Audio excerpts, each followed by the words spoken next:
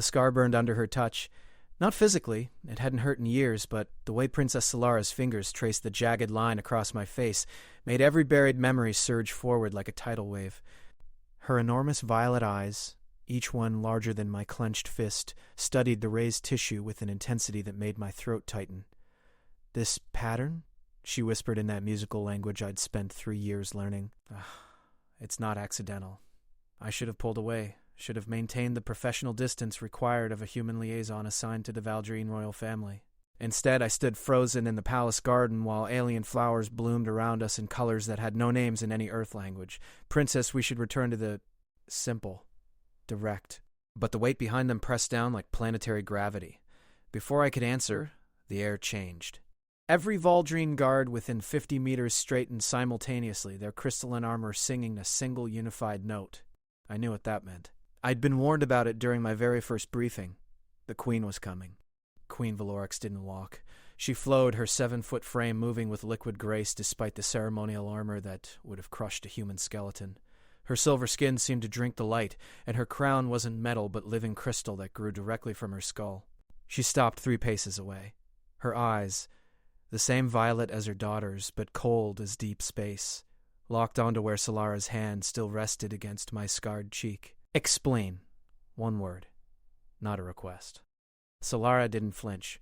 "Mother, look at this." "It's a brand. Someone marked him." I finally found my voice. "Your Majesty, it's nothing." "An old injury from before I... But, let me see... Not a request either." I bowed my head, exposing the full extent of the scar.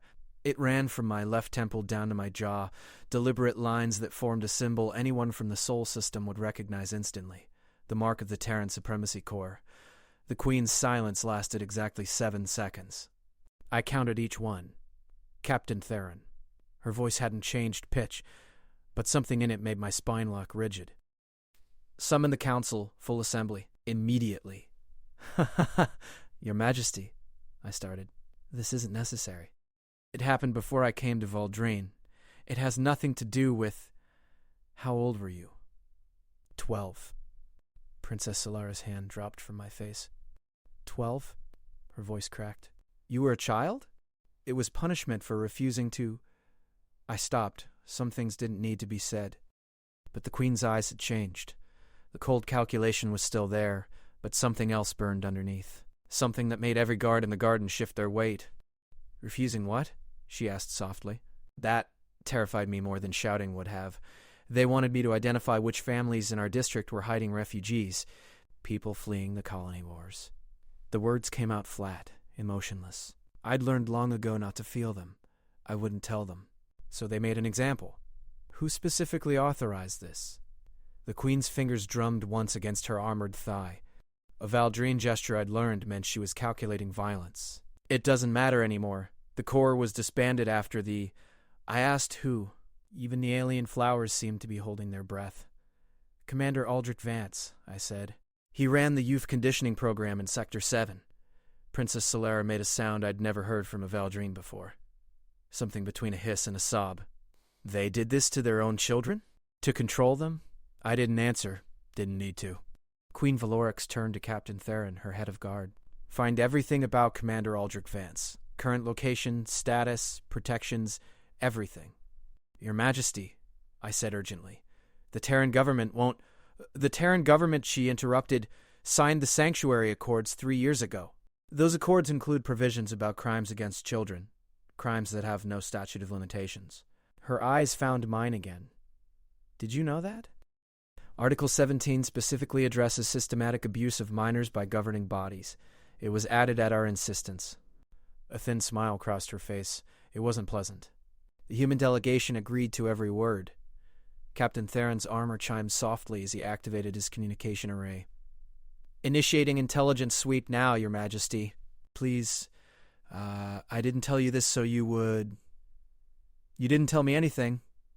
The Queen moved closer, and despite her alien features, I recognized the expression. I'd seen it on my own mother's face, years ago, before the Corps took me.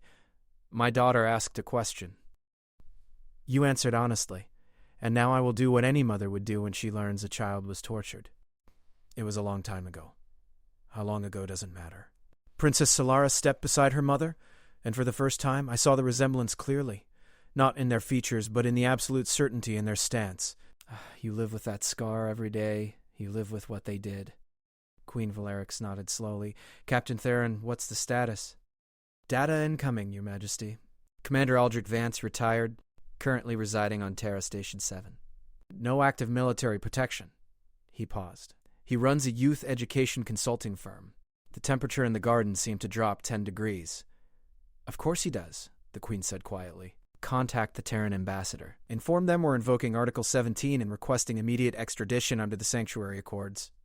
Your Majesty, Captain Theron said carefully, the Terran government may resist. Vance has political connections. Then they'll be resisting a treaty they signed in good faith.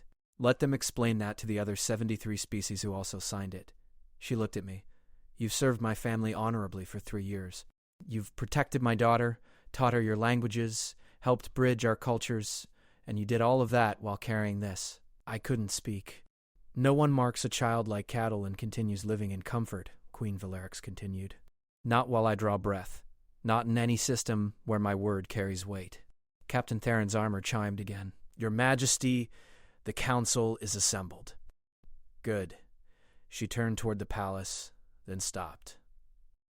I want a full investigation into every member of the Terran Supremacy Corps' command structure, every single one who participated in that youth program.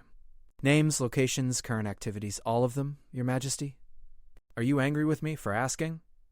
I looked at her, this alien princess who'd shown me more compassion in 5 minutes than my own government had in years, and felt something crack inside my chest. No, I managed. I'm not angry. Good, Queen Valerix said, because what comes next will require your testimony, if you're willing to give it. I thought about every kid who'd gone through that program, every scar, every broken bone, every crushed spirit. I thought about the ones who hadn't survived. I'll testify. Then let's go explain to the council exactly what humanity's finest did in the name of order. The Queen's smile was sharp enough to cut steel. And let's show them what justice looks like when it has teeth. As we walked toward the palace, I touched my scar one last time. For years, it had been a mark of shame, a reminder of powerlessness. But watching Queen Valerix move with deadly purpose, her entire court falling into formation behind her, I realized something had shifted. The mark was still there, but its meaning had changed. Now it was evidence. The council chamber was built for beings larger than humans. The ceiling soared 40 feet overhead, supported by columns of living crystal that hummed with stored energy. Representatives from a dozen species occupied floating platforms arranged in a semicircle, each one adjusting to their occupant's preferred atmosphere and gravity.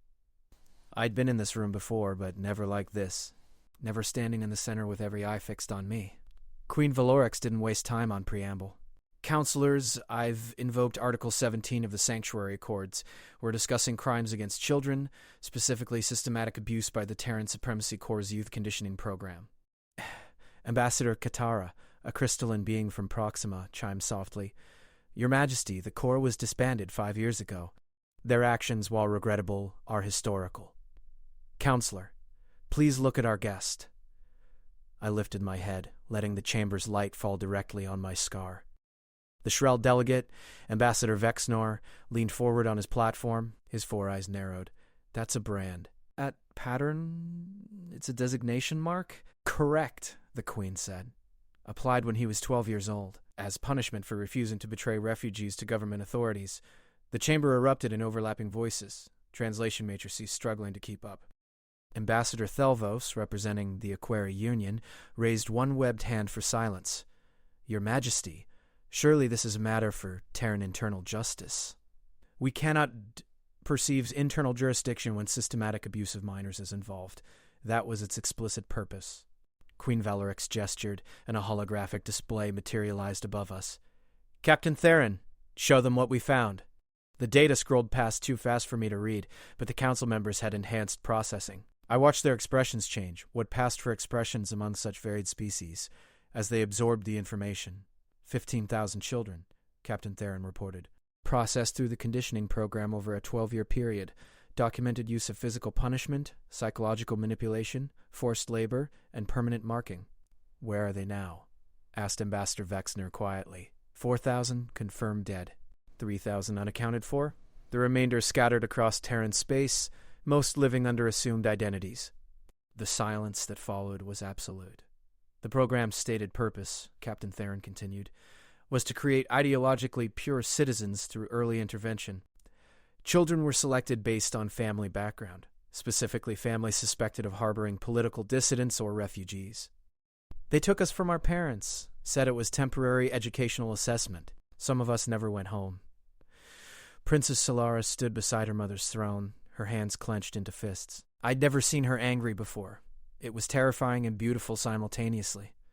Who authorized this program? Ambassador Cathara asked. 17 high-ranking officials, the Queen answered. All retired now, all living comfortably on pensions funded by the same government that claims to champion human rights. Do the current Terran authorities know about this? Thelvos asked. They've known for years, I said. Everyone turned to look at me. After the Corps disbanded, there were investigations, reports, testimonies from hundreds of survivors. Nothing happened. The officials claimed they were following protocols. The government said prosecution would be politically divisive, so they swept it under the floor, Vexner said, his voice hard. Pretended it never happened. Worse, Captain Theron said. Several former Corps commanders now run private security firms and educational consulting companies. They're still working with children.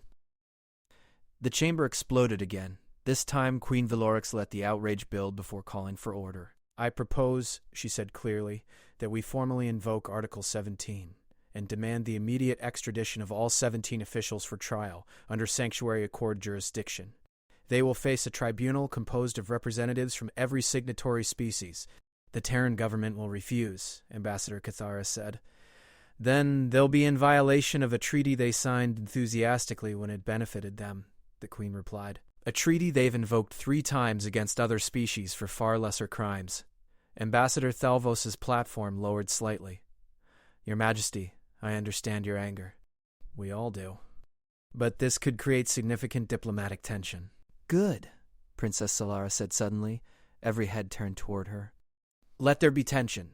Let humanity's government explain to every other species in this council why they protected people who tortured children. Let them justify it. Princess Solara, Thelvos said gently. This is a complex matter. No, it's not. Her voice was steady, but I could see her trembling. Someone hurt him. Someone marked him like property when he was 12 years old, and the people responsible are living free, working with more children. There's nothing complex about that. Queen Valorix placed a hand on her daughter's shoulder. The princess is correct. We've spent too long pretending that politics matter more than justice. We've let convenience override conscience. What do you need from us? Ambassador Vexner asked quietly. A vote? Full council approval to invoke Article 17 and proceed with extradition demands. Precisely asked? Then we impose sanctions? Trade restrictions. Travel bans. We make it clear that harboring those who harm children has consequences. The Queen's eyes swept the chamber. We wrote these laws for a reason. Now we prove they mean something.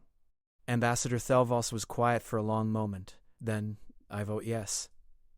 As do I, Vexner added immediately. Yes, Cathara chimed. One by one the votes came in. Unanimous. Queen Valorix nodded slowly. Then it's decided. Captain Theron, draft the formal extradition demand. I want it delivered to the Terran ambassador within the hour. Yes, Your Majesty. As the council members began discussing logistics, the Queen gestured for me to approach her throne. I climbed the steps on shaking legs. You understand what this means? She asked quietly. Your government will not thank you for this. Some will call you a traitor. I know. You'll have to testify, publicly. Every detail of what they did to you. I know, I repeated. She studied me for a moment. Why are you willing to do this? I thought about the question. Really thought about it. Because I'm not 12 anymore, I said finally. And because the kid I was deserves to have someone stand up for him. They all do, all 15K of them. Something shifted in the Queen's expression. You're braver than you know. I'm terrified, I admitted. That's what makes it brave. She stood, and despite the difference in our heights, I didn't feel small. You won't face this alone. The full weight of this council stands behind you. Behind all of you. Princess Solara appeared at my side. I'm sorry, I asked. I didn't mean to. Don't be sorry, I said quickly. You did what no one else did. You looked at something wrong and refused to ignore it. But now you have to relive it all. Maybe, I said. Or maybe I finally get to put it to rest.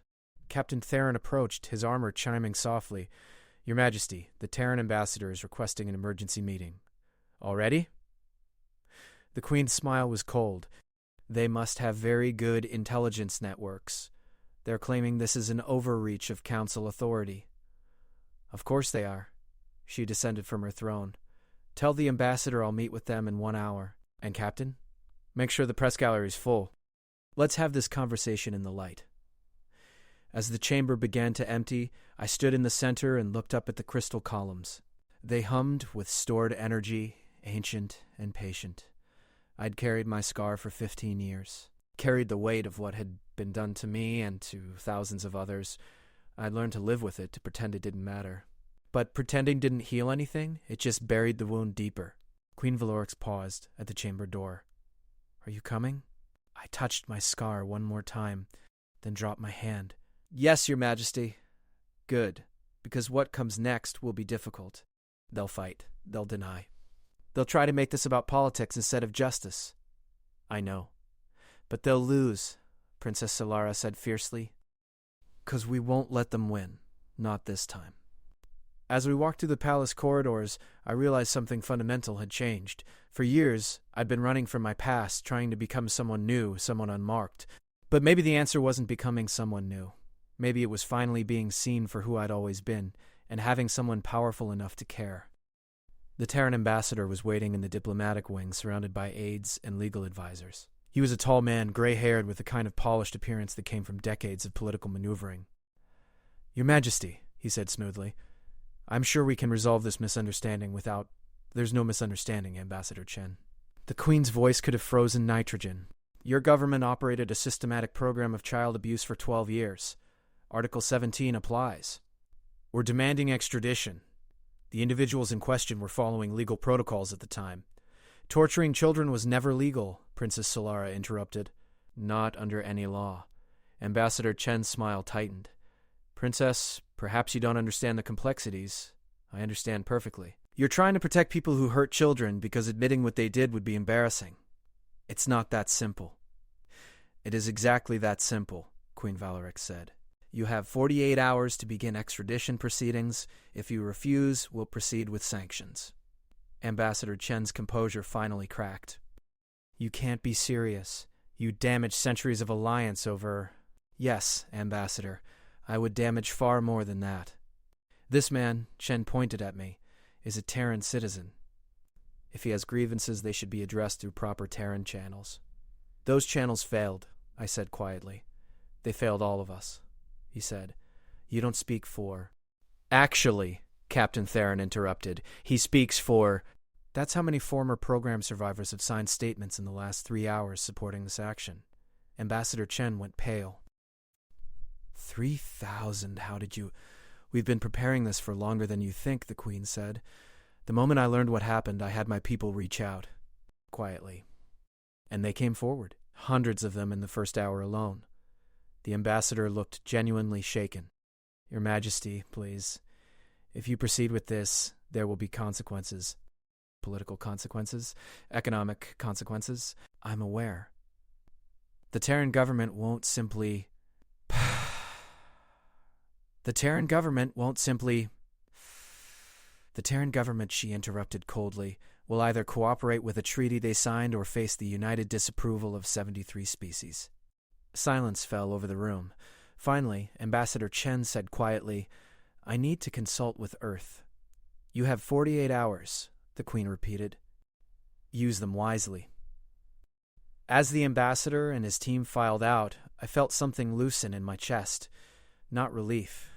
It was too soon for that. But something like hope. Princess Solara touched my arm. Are you all right? I don't know, I admitted. This all feels surreal. It's real, Queen Valorix said, and it's only beginning. They'll fight hard. They'll try to discredit you, discredit all the survivors. I know. Can you handle that? I looked at my scar in the reflection of a nearby window, the symbol that had haunted me for 15 years. Yes, I said, because I won't be alone this time. The Queen nodded slowly. You won't. The next 48 hours passed in a blur of preparation, legal briefings, and media management. News of the extradition demands spread across the galaxy faster than light-speed communication could account for. Every species had an opinion. Every network wanted an interview. I gave none of them. On Captain Theron's advice, I stayed silent, let the evidence speak, and the evidence was damning. The 3,000 survivors who'd come forward had provided documentation, medical records, testimony. Each story was different in its details, but identical in its horror. A pattern of systematic cruelty designed to break children and rebuild them as obedient tools. The Terran government's initial response was denial, then deflection, then attempts at legal maneuvering. None of it worked. On the final hour of the 48th hour, Ambassador Chen returned to the palace. He looked like he'd aged a decade. Your Majesty, he said quietly, Earth has agreed to cooperate with the extradition proceedings. The Queen's expression didn't change. All 17 officials? Yes, though I must note that several have fled to non-treaty worlds. Justice doesn't recognize borders. Chen nodded tiredly. There's one condition. I don't negotiate justice, Ambassador. He looked at me directly for the first time. The current Terran government wants to make clear they condemn what happened. They're opening their own investigations into the program. They had years to help, I said. They chose not to. I know, and that's on us. Chen's voice was heavy. But we're asking for the chance to do better. Queen Valorix considered this. The tribunal will proceed regardless. If your government wishes to cooperate, they may present evidence of their current reform efforts. It will be noted. Thank you, Your Majesty. As Chen left, Princess Solara let out a breath she'd been holding. It worked. They're actually doing it. Phase 1 worked, Captain Theron corrected. Now comes the harder part. The trials. He was right. Over the next 6 months, I watched as the machinery of interspecies justice ground forward, slowly, methodically, but unstoppably. The first official was extradited within 3 weeks. Commander Aldrich Vance, the man who'd personally ordered my scar, was brought before the tribunal in chains. I testified on the 4th day of his trial. The chamber was packed with observers from every signatory species. Cameras recorded everything for historical archives. I sat in a witness chair designed for beings twice my size and told my story. Every word felt like pulling glass from a wound. Vance's lawyers tried every tactic, questioned my memory, implied I was seeking attention, suggested the program had been misunderstood. The tribunal shut them down each time. When I finished, 3 hours later, the lead arbiter, a Valdrine judge named Khosra, nodded slowly. Thank you for your courage, she said. This testimony will stand. Vance was convicted on 47 counts of child abuse and sentenced to 30 years in a rehabilitation facility. His assets were seized and divided among the survivors. 16 more trials followed over the next months. Not all the officials were caught. 3 remained fugitives, hiding on worlds beyond council jurisdiction, but 14 faced justice. 14 sets of testimonies. 14 convictions. And slowly, painfully, something began to heal. Not completely. Scars like mine, like ours, didn't disappear, but they hurt less when you aren't carrying them alone. 6 months and 2 days after Princess Solara first touched my scar, I stood in the palace garden again. The alien flowers were in bloom, painting the air with colors that still had no Earth names. Queen Valorix found me there. Thinking? She asked. Remembering, I said, but differently now. She understood. The final trial concluded this morning. All evidence has been presented, all statements recorded. The historical record is complete. Thank you, I said, for all of this. Thank my daughter. She's the one who asked the question that started everything. I smiled. She has a gift for seeing what others ignore. She learned that from watching you. The Queen's tone was serious. You served my family while carrying that pain. You never let it poison your work or your kindness. That's its own kind of courage. I didn't feel brave. None of the brave ones do. She paused. I have a question for you. Your Majesty, the Terran government has offered reparations to all survivors, financial compensation, medical care, counseling, but there's also talk of something else. A memorial. A memorial. And a monument to those who did. Her eyes met mine. They've asked if you would help design it. I'm not an artist. No, but you're a survivor, and you understand what needs to be remembered. Kids who'd been too broken to heal. kids who'd given up, kids who'd fought until they couldn't fight anymore. What should I remember them as? I asked quietly. Victims? Survivors? Heroes? All of it, Princess Solara said, appearing from behind one of the crystal columns. They were all of it. I looked at these two beings, alien royalty who'd shown more compassion than my own species, and felt something settle in my chest. All right, I said. I'll help. Because this story isn't over. It's just beginning a new chapter. She was right. The memorial took 2 years to build. It stood in the heart of Geneva on Earth, visible from orbit, a crystal spire that caught sunlight and transformed it into colors that had no names. At its base, 15,000 names were carved. 4,000 glowed silver for the dead, 11,000 glowed gold for the survivors, and at the very top a simple inscription in every language spoken by council species. We see you, we hear you. Thank you, Matter. I attended the dedication ceremony with 3,000 other survivors. We stood together, no longer scattered and hidden, and watched as the spire caught the light. Princess Solara stood beside me. She'd grown in the years since that day in the garden. Taller, stronger, more confident, but she still had that same intensity when she looked at the monument. Do you still think about it? She asked quietly. I touched my scar, a habit I'd never quite broken. Every day, I admitted. But it doesn't control me anymore. It's just part of my story now, not the whole thing. We gather today not to forget the past, but to ensure it never repeats. These 15,000 names represent lives that mattered, still matter, and we honor them by building a future where no child ever suffers like this again. The crowd, thousands of survivors, families, sporters, erupted in applause that seemed to shake the very ground. Later, as the sun set and the crystal spire transformed into a beacon of light, I found myself standing alone at its base. Not alone, exactly. Other survivors drifted past, touching the names, crying, laughing, healing in their own ways. A young girl, maybe 10 years old, approached hesitantly. She looked up at the spire, then at me. "Were you in the program?" she asked. "Yes." "Did they hurt you?" "Yes. But they didn't break me. And they didn't break anyone whose name is on this monument. My dad's name is here," she said softly. "He didn't make it." I felt my throat tighten. "I'm sorry. The memorial, he always said the truth matters. Your dad was right. Did that hurt?" "Very much. But you're okay now?" I considered the question honestly. "I'm better, and I'm going to keep getting better." She nodded seriously, then did something unexpected. She hugged me quickly before running back to a woman who must have been her mother. I stood there, watching them embrace, and realized something profound. The scar would always be part of me.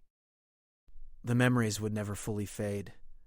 But they'd been transformed by one simple act, a princess asking a question and refusing to accept that injustice was inevitable. "Ready to go?" Princess Solara asked, appearing beside me. "Not yet," I said. "I want to stay a little longer." She understood. She always did. As night fell and the crystal spire blazed brighter, I read the names one more time. Thousands of them, each one a life that had been hurt but not erased, each one a story that deserved to be told. And standing there, beneath that monument to suffering and survival, I finally understood what healing looked like. It wasn't forgetting. It wasn't pretending the pain had never happened. It was being seen. Being heard. Being believed. It was having someone touch your scar and ask the simple question that changed everything. Who did this to you? And then having someone powerful enough to care about the answer. The galaxy had seen our scars, had heard our stories, had chosen justice over convenience. That didn't erase what had been done, but it proved that even the deepest wounds could begin to heal when someone finally chose to look. I touched my scar one last time, then let my hand fall. It was still there. Still visible. Still real. But its meaning had changed. Now it was proof, not of shame, but of survival. Not of powerlessness, but of courage. Not of the end, but of a beginning. And that made all the difference.